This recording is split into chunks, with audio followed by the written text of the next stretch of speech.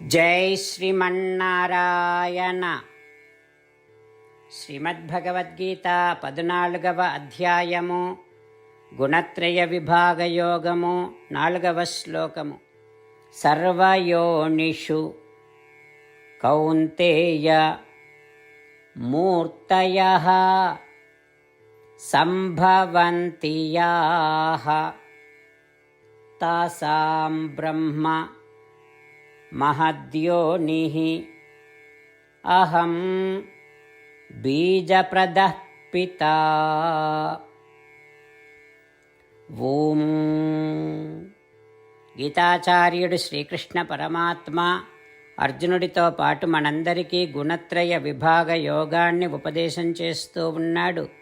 పరమాత్మ ఈ రకంగా అంటూ ఉన్నాడు, అర్జునా, ఈ కనిపిస్తూ ఉండేటటువంటి దేహములన్నింటికీ కారణం ప్రకృతి, మూల ప్రకృతి.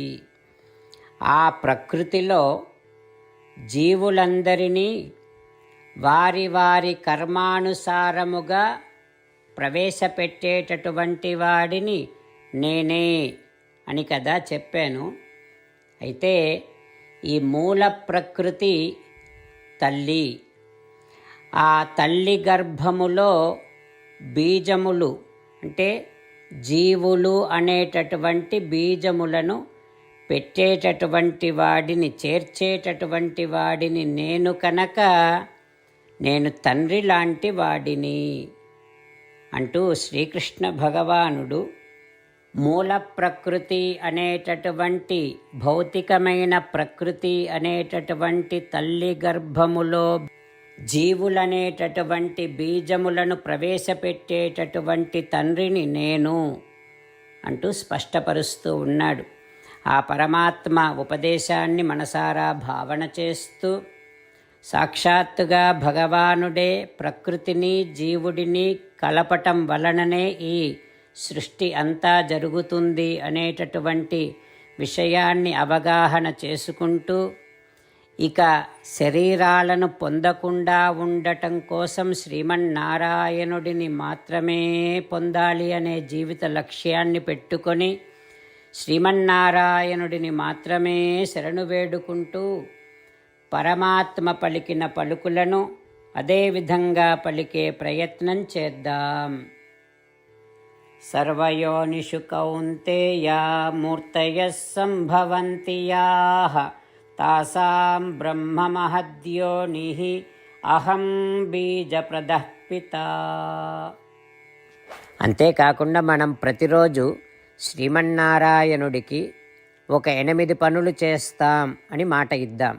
ఎందుకంటే శ్రీకృష్ణ భగవానుడు 18వ అధ్యాయములో 65 నుండి 70వ శ్లోకాల ద్వారా శ్రీమద్భగవద్గీత అంతటికీ సారభూతముగా మనకు 8 పనులు చేయమని చెప్పాడు. అలా చేస్తే చాలు, నేను మిమ్మల్ని అన్ని విధాలుగా రక్షిస్తా అని ప్రమాణపూర్వకముగా ప్రతిజ్ఞ కూడా చేశాడు. అందుకని శ్రీమద్భగవద్గీతను అంతటినీ విన్న తర్వాత అర్జునుడు కూడా చివరకు కరిష్యే వచనం తవ, కృష్ణ నువ్వు చెప్పినట్టే చేస్తా అని అన్నాడు. కనుకనే భగవానుడు అర్జునుడికి అన్ని విధాల విజయాన్ని అందించాడు. మనం కూడా ప్రతిరోజు శ్రీమన్నారాయణుడికి ఆ రకంగానే మాట ఇద్దాం. 8 పనులు చేస్తాం అని మనము మాట ఇస్తే అది అష్టాక్షరీ మహామంత్ర జపము చేసినటువంటి ఫలితాన్ని మనకు ప్రతిరోజు ఇస్తుంది. ఇట్లా మాట ఇవ్వటం కంటే గొప్ప పూజ, యజ్ఞము, తపస్సు మరొక్కటి లేనే లేదు. అందుకని నేను అంటూ ఉంటాను, మీరు మనస్సులో భావిస్తూ ఉండండి. ఈ రకంగా మనము మాట ఇస్తూ ఉంటే శ్రీకృష్ణ భగవానుడి ముఖారవిందములో కలిగేటటువంటి ఆనందాన్ని మనం ప్రతిరోజు దర్శిద్దాం, ఆస్వాదిద్దాం. జై శ్రీమన్నారాయణ. హో శ్రీమన్నారాయణ, నువ్వు చెయ్యమన్నట్టే నేను నిన్నే సంతతము ధ్యానము చేస్తూ ఉంటా.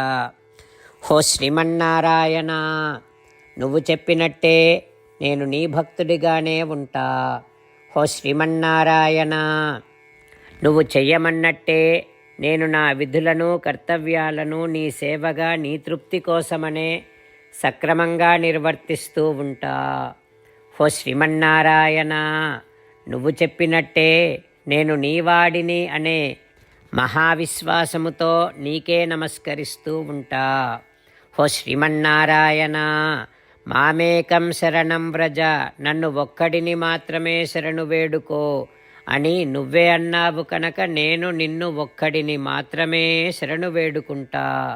ఓ శ్రీమన్నారాయణ, మా శుచః, ఇక దుఃఖించకు అని నువ్వే నాకు భరోసా ఇస్తున్నావు కనుక నేను ఇక దుఃఖించను.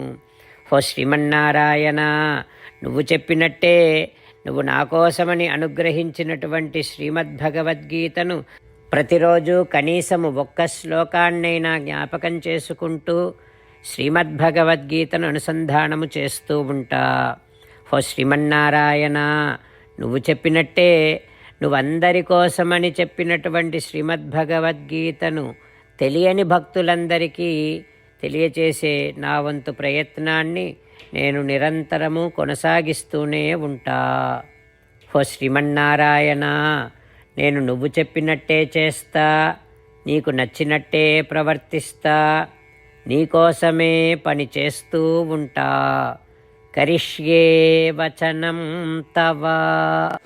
సర్వయోనిషు కౌంతేయ మూర్తయః సంభవంతి యాః తాసాం బ్రహ్మ మహద్యోనిః అహం బీజప్రదః పితా. ఓం సర్వయోనిషు కౌంతేయ మూర్తయః సంభవంతి యాః తాసాం బ్రహ్మ మహద్యోనిః అహం బీజప్రదః పితా.